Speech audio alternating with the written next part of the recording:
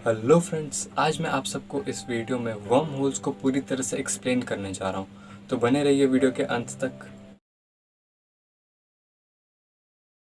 तो जैसा कि आप सब जानते ही होंगे कि यूजुअली यूनिवर्स में हम लोग डिस्टेंस को लाइट ईयर्स में मेजर करते हैं, यानी लाइट की स्पीड से ट्रैवल किया हुआ एक साल। तो हमारे स्टार यानी सन से जो सबसे करीबी स्टार है वो है प्रॉक्सिमा सेंटोरी, जो कि लगभग सन से 4 लाइट ईयर्स दूर है। यानी कि अगर हमें वहाँ तक पहुँचना है तो हमें लगातार 4 सालों तक लाइट की स्पीड से ट्रैवल करना होगा। और लाइट की स्पीड से ट्रैवल करना थ्योरेटिकली और प्रैक्टिकली दोनों ही इम्पॉसिबल है। तो वर्म होल्स काम कैसे करता है ये मैं आपको बताता हूँ।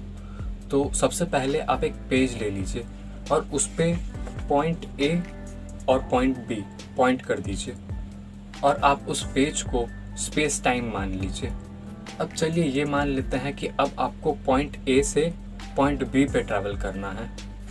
तो पॉइंट ए और पॉइंट बी का सबसे शॉर्टेस्ट डिस्टेंस कौन सा होगा?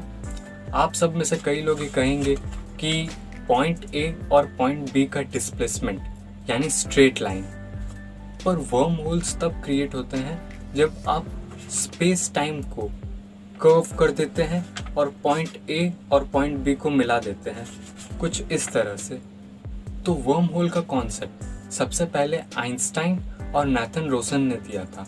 आइंस्टाइन के मैथमेटिकल मॉडल्स के द्वारा हमें ये पता चलता है कि वर्म होल्स यूनिवर्स में एग्जिस्ट करते हैं, पर आज तक हमें कोई भी वर्म होल यूनिवर्स में नहीं मिला है और किसी भी साइंटिस्ट के पास ऐसा कोई भी आइडिया नहीं है जिससे वो ये बता सके कि यूनिवर्स में वर्म होल्स नेचुरली कैसे फॉर्म होते हैं। और थ्योरेटिकल फिजिसिस्ट जॉन विलर का ये मानना है कि वर्चुअल पार्टिकल्स की तरह ही वर्म होल्स अपने आप ही एग्जिस्टेंस में आते हैं और अपने आप ही डिस्ट्रॉय भी हो जाते हैं। कई साइंटिस्ट्स का ये कहना है कि वर्म होल्स होते तो हैं, पर वो साइज में इतने ज़्यादा छोटे होते हैं कि हम उन्हें डिटेक्ट ही नहीं कर पाते।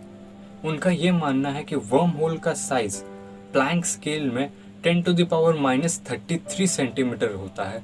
तो चलिए, टेक्नोलॉजी डेवलप होने के बाद हमने ये मान भी लिया कि हमने वर्म होल को डिस्कवर कर लिया, पर वो इतने ज़्यादा छोटे होते हैं कि हम उससे कोई भी स्पेसशिप नहीं ले जा सकते। हमें उनका साइज़ बढ़ाना पड़ेगा और ऐसा करने के लिए हमें एक्सोटिक मैटर की ज़रूरत पड़ेगी। एक्सोटिक मैटर वो होता है जिसका प्रेशर और डेंसिटी दोनों ही नेगेटिव होता है, और हम एक्सोटिक मैटर की नेगेटिव प्रॉपर्टीज़ की मदद से वर्म होल के साइड को पुश करके उसका साइज़ बढ़ा सकते हैं और उसे इतना बड़ा बना सकते हैं कि उससे एक स्पेस शटल या फिर ह्यूमंस आराम से ट्रैवल कर सकें। पर दुख की बात यह है कि एक्सोटिक मैटर का एग्जिस्टेंस अभी सिर्फ थ्योरीज में ही है। पर चलिए, ख्यालों में ही सही, एक बार ये मान लेते हैं कि हमें वर्म होल्स मिल गए, हमें एक्सोटिक मैटर भी मिल गया और उसकी मदद से हमने वर्म होल्स के साइज को स्टेबल कर दिया जिससे हम स्पेस शटल और ह्यूमंस को ले जा सकें। पर होलमन का ये मानना है कि वर्म होल्स में एक्सोटिक मैटर के अलावा अगर कोई भी चीज़ एंटर करती है तो वर्म होल डिस्ट्रॉय हो जाएगा और हमारी मौत भी हो सकती है। टेक्नोलॉजी डेवलप होने के बाद हम वर्म होल्स का यूज़ करने में सक्सेसफुल हो जाते हैं, तब भी हमें एक प्रॉब्लम को फेस करना पड़ेगा। तो जैसा कि मैंने आपको पहले ही बताया कि वर्म होल्स स्पेस और टाइम दोनों के कर्व होने से बनते हैं, तो ऐसा बिल्कुल पॉसिबल है कि जब हम वर्म होल से ट्रैवल करें तो ट्रैवल करने के बाद हम किसी और टाइम में पहुंच जाएं। और कई साइंटिस्ट का तो ये भी कहना है कि वर्म होल्स अलग अलग पैरेलल यूनिवर्स को भी जोड़ते हैं। तो ऐसे में हमें हमारे टाइम और स्पेस में वापस आने में बहुत मुश्किल हो जाएगी। और जैसा कि आप सब जानते हैं कि हर प्रॉब्लम का कोई ना कोई सल्यूशन ज़रूर होता है, तो आने वाली टेक्नोलॉजी में हम इसका सल्यूशन ज़रूर निकाल लेंगे। और माइकल काको का ये कहना है कि जो भी चीज़ें मैथमेटिकली पॉसिबल है वो कभी ना कभी हकीकत में ज़रूर पॉसिबल होंगी। डेविस, जो कि आइकरस इंटरस्टेलर नाम के अपने एक लैब में एक्सोटिक मैटर बनाने की कोशिश में लगे हुए हैं, उनका ये मानना है कि हमें सिर्फ एक्सोटिक मैटर की ज़रूरत है एक काम करने वाले वर्म होल को बनाने के लिए। इससे ये पता चलता है कि उन्हें इस बात का पूरा विश्वास है कि हम वर्म होल्स का यूज़ कर सकते हैं, और साथ ही साथ वो एक रियलिस्टिक बात भी कहते हैं।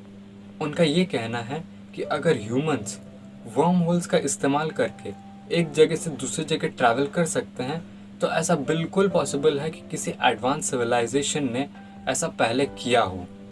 तो वर्म होल से ट्रैवल करना आज तो हमारे लिए पॉसिबल नहीं है, पर फ्यूचर में आने वाली टेक्नोलॉजी की मदद से ये ज़रूर पॉसिबल होगा।